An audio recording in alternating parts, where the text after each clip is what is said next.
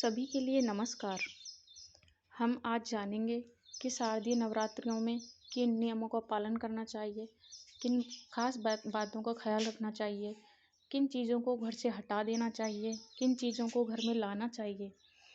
तो हम जानते हैं कि अब की बार पालकी पर सवार होकर आएंगी माँ दुर्गा। माना जा रहा है कि अब की बार माता दुर्गा पालकी पर सवार होके आ रही हैं।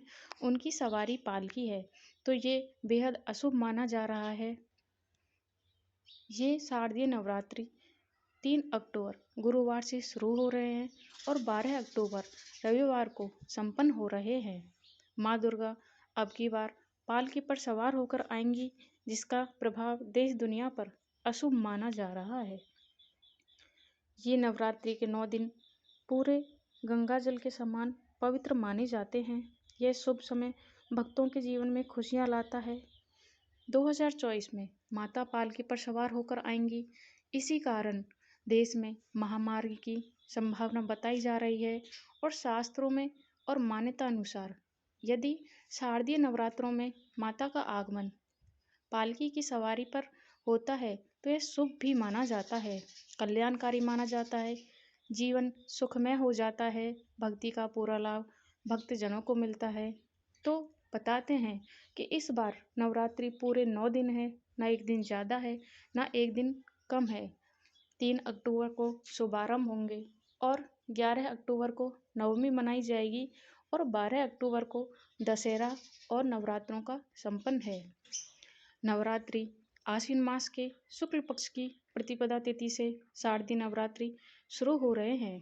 पंचांग के अनुसार आश्विन मास के शुक्ल पक्ष की प्रतिपदा तिथि 3 अक्टूबर 2024 को प्रातः 12:18 पर शुरू होगी और अगले दिन 4 अक्टूबर 2024 को प्रातः 2:58 पर समाप्त हो गई।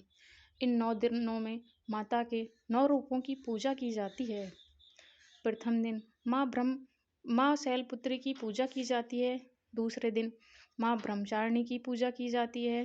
तीसरे दिन माँ चंद्रघंटा की पूजा की जाती है। चौथे दिन माँ कूष्मांडा की पूजा की जाती है और 5वें दिन माँ स्कंद माता की पूजा की जाती है। 6वें दिन माँ कात्यायनी की पूजा की जाती है। 7वें दिन माँ कालरात्रि की पूजा की जाती है। 8वें दिन माँ महागौरी की पूजा की जाती है और 9वें दिन माँ सिद्धरात्रि की पूजा की जाती है और 10वें दिन नवरात्रि का समापन हो जाता है।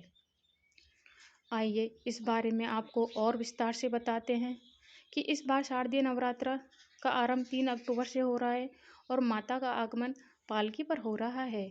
माँ हर बार अलग अलग सवारी पर सवार होकर आती है। माँ की सवारी आती है, इसका प्रभाव देश दुनिया पर देखने को मिलता है कि माँ किस सवारी से आ रही हैं, उसका प्रभाव देश दुनिया पर पड़ता है। इस बार माता पालके पर सवार होकर आ रही हैं, जिससे दुनिया पर अच्छा असर नहीं होगा। देश की अर्थव्यवस्था और महामारी का संकेत बताया जा रहा है। आइए जानते हैं कि माता रानी के पालकी पर सवार होकर आने की किन बातों की आशंकाएं जताई जा रही हैं। नवरात्रि 3 अक्टूबर से हुआ शुरू और 11 अक्टूबर को नवमी है और 12 अक्टूबर को दशहरा या नवरात्रि का समापन है। माता रानी की सवारी पर सवार होकर आएंगे। यह निर्धारित होता है कि वह किस दिन से शुरुआत है, कि नवरात्रे किस दिन से शुभारंभ हो रहे हैं। यह निर्धारित करती है कि माता किस सवारी पर सवार होकर आएंगी। यदि माता नवरात्रि में मंगलवार और शनिवार को शुभारंभ होते हैं तो माता रानी की सवारी अश्व होता है, घोड़ा होता है। यदि नवरात्रि की शुरुआत या शुभ आरंभ गुरुवार और शुक्रवार को होता है तो माता की सवारी डोली या पालकी मानी जा रही है। तो इस वजह से अब की बार नवरात्रों का शुभारंभ गुरुवार से हो रहा है तो माता की सवारी डोली या पालकी मानी जा रही है। यदि माता का आगमन माँ दुर्गे के पावन पर्व नवरात्रि रविवार और सोमवार से शुभारंभ होते हैं तो उनकी सवारी हाथी होती है, जो सबसे शुभ मानी जाती है। माता रानी का पालकी पर सवार होकर आने पर देश दुनिया पे यह होगा असर कि ज्योतिष और धर्म के ज्ञाता बताते हैं कि माँ दुर्गा जब डोली या पालकी पर आती है तो यह अच्छा संकेत नहीं माना जाता। माँ दुर्गा का पालकी पर आना सभी चिंताओं को बढ़ाने वाला है। देश की अर्थव्यवस्था गिरने की आशंका है और देश में बीमारी और महामारी आने की संभावना है। लोगों को प्राकृतिक आपदा का सामना करना पड़ सकता है और सेहत में भी उतार चढ़ाव आने की आशंका रहेगी। इस प्रकार नवरात्रि में माता रानी धरती पर वास करती हैं। शास्त्रों में कहा जाता है कि इन 9 दिनों में, इन नवरात्रों में माता 9 दिन तक धरती पर वास करती है और सभी भक्तजनों की मनोकामनाओं को पूर्ण करती है।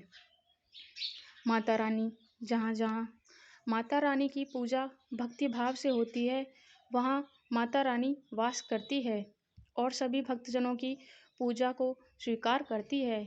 इसलिए नवरात्रि के दिनों में बहुत ही पावन माने गए हैं। इसलिए बहुत लोग अपने घरों में पहले से ही माता रानी के वास के लिए, उनके आगमन के लिए तैयारी करने लग जाते हैं। अगर आप भी माता रानी की कृपा, माँ भवानी की कृपा, माँ जगदम्बा की कृपा अपने ऊपर बनाए रखना चाहते हैं तो कुछ चीज़ों को घर से पहले ही निकाल दो कि जिनसे घर में नकारात्मक ऊर्जा आती है।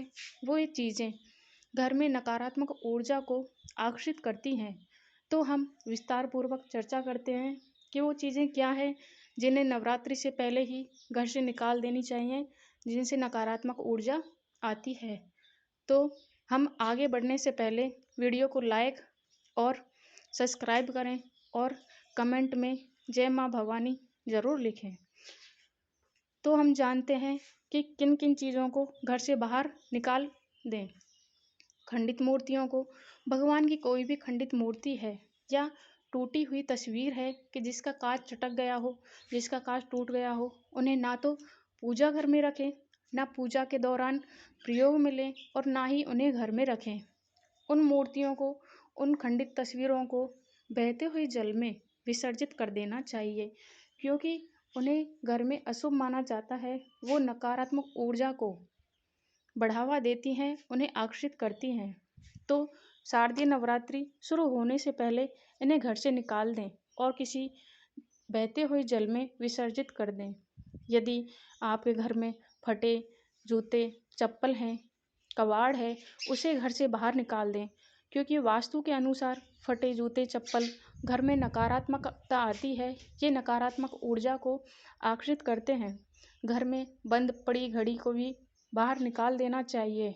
माना जाता है कि बंद घड़ी घर में रखने से परिवारजनों की तरक्की रुक जाती है, उनका बढ़ावा किसी भी क्षेत्र में नहीं होता, किसी भी क्षेत्र में वो आगे नहीं बढ़ पाते। इसलिए बंद हुई घड़ी को बाहर निकाल दें। नवरात्रों में यह सारी चीज़ें घर से निकालते हैं क्योंकि इन्हें रखने से घर में नकारात्मक ऊर्जा आकर्षित होती है, जिसके कारण आर्थिक स्थिति कमज़ोर होने लगती है। इसलिए माँ दुर्गा के नवरात्रि शुरू होने से पहले इन चीज़ों को निकाल दें। यदि घर में धार्मिक कटी फटी पुस्तकें हैं कि कोई भी धार्मिक पुस्तक फट गई हो तो उसे भी पूजा में प्रयोग न लें, ना पूजा घर में रखें और उसे घर में भी ना रखें, क्योंकि यह अशुभ माना जाता है कि धार्मिक पुस्तकों जो फट गई हैं उन्हें घर में नहीं रखना चाहिए। फटी हुई धार्मिक पुस्तकों को बहते हुए जल में विसर्जित कर देना चाहिए और इन्हें नवरात्रों से पहले घर से निकाल देने चाहिए। सभी भक्तजनों को स्वच्छ कपड़े पहनने चाहिए और गंदे कपड़ों को भी स्वच्छ कर लेना चाहिए, क्योंकि गंदे कपड़ों में नकारात्मक ऊर्जा का प्रभाव होता है। यदि गंदे कपड़े भक्तजन पूजा के प्रयोग करते समय पहनते हैं तो उनमें भी नकारात्मक ऊर्जा का प्रभाव हो जाता है, क्योंकि उनमें जो गंदगी होती है उसमें नकारात्मक ऊर्जा होती है। इसलिए हमें खुद को स्वच्छ और स्वच्छ ही कपड़े पहनने चाहिए, जिससे खुद का और घर का वातावरण स्वच्छ रहे और पवित्र रहे और सकारात्मक बनी रहे। नवरात्रों में किस रंग के कपड़े पहनने चाहिए, यह हर त्योहार पर खास होता है कि किस त्योहार पर क्या कपड़े पहनने चाहिए। माता रानी की पूजा करते समय काले रंग के कपड़े नहीं पहनने चाहिए। आप चाहें तो पूरे नवरात्रों में काले रंग के वस्त्र धारण नहीं करने चाहिए। आपको खास ख्याल रखना चाहिए कि आपको लाल या पीले या केसरिया रंग के वस्त्र धारण करने चाहिए। और माता की जहाँ भोग बनाएं रसोई घर में अच्छे से आपको साफ सफाई करनी चाहिए। भोग बनाते समय नहा धोकर घर में सभी जगह रसोई घर में पूजा घर में गंगा जल का छिड़काव करें, खुद को शुद्ध करें और घर को शुद्ध करें। फिर माता का भोग बनाएं। माता का भोग खुद स्वयं को ही बनाना चाहिए, किसी से नहीं बनवाना चाहिए। स्वच्छता के साथ बनाना चाहिए, श्रद्धा के साथ बनाना चाहिए, क्योंकि माता रानी को श्रद्धा के साथ भोग लगाने से माता रानी प्रसन्न होती हैं। इसलिए माता के भोग को खुद ही बनाना चाहिए। नहा धोकर माता को भी स्नान कराना चाहिए, माता रानी का श्रृंगार कराना चाहिए, फिर उनको भोग लगाना चाहिए। माता रानी की दिन में 3 बार पूजा करें, 3 बार संभव ना हो तो 2 बार करें, विधि विधान से करें, सभी नियमों से करें। घर में सकारात्मक ऊर्जा बनाए रखें, कोई भी नकारात्मक ऊर्जा को आकर्षित ना करें। यदि घर साफ सुथरा नहीं रहेगा तो माता का आगमन नहीं रहेगा, क्योंकि लक्ष्मी का निवास स्वच्छता में ही होता है। जहाँ स्वच्छता नहीं होती, जहाँ शुद्धता नहीं होती, जहाँ पवित्रता नहीं होती, वहाँ लक्ष्मी का वास नहीं होता, वहाँ माता रानी का वास नहीं होता, ना ही माता रानी आपके घर में आगमन करेंगे, प्रवेश करेंगी। यदि आप स्वच्छता का ध्यान रखोगे, सकारात्मक ऊर्जा को बनाए रखोगे, तो माता रानी इन 9 दिनों में आपके घर में वास करेंगी और आपकी सभी मनोकामनाओं को पूर्ण करेंगी। आप माता रानी की पूजा, याचना, अर्चना श्रद्धा के साथ करें और इन खास नियमों का ध्यान रखें जो बताई गई हैं। सारी चीज़ों को घर से निकाल फेंकें, क्योंकि ये सारी नकारात्मक ऊर्जा को प्रदान करती हैं, आकर्षित करती हैं, जिनसे हमारा कोई भी कार्य सिद्ध नहीं होता। इस प्रकार से माता के कुछ नियम बताए गए हैं जिनका आप पालन अवश्य करें। माँ बहनों को खास ख्याल रखना चाहिए, क्योंकि घर की जिम्मेदारी उन्हीं की होती है और इन 9 दिन पावन पर्व पर माता रानी की सबसे ज़्यादा भागीदारी स्त्रियों की ही होती है और उन्हीं की भागीदारी स्वच्छता में होती है। इसलिए घर की सभी महिलाएं स्वच्छता को बनाए रखें, तन से भी मन से भी दोनों तरीके से माता रानी की पूजा करें और अपने अंदर भी सकारात्मक ऊर्जा को आकर्षित करें। शांत रहें, गुस्सा ना करें, क्रोध ना करें। क्रोध करने से नकारात्मक ऊर्जा आती है। इसलिए श्रद्धापूर्वक माँ की पूजा करें, आपके सभी कार्य सिद्ध होंगे, सभी कार्य सफल होंगे। माता रानी आपकी सभी मनोकामनाएं पूर्ण करें। कमेंट में जय माता दी जरूर लिखें। जय माता दी।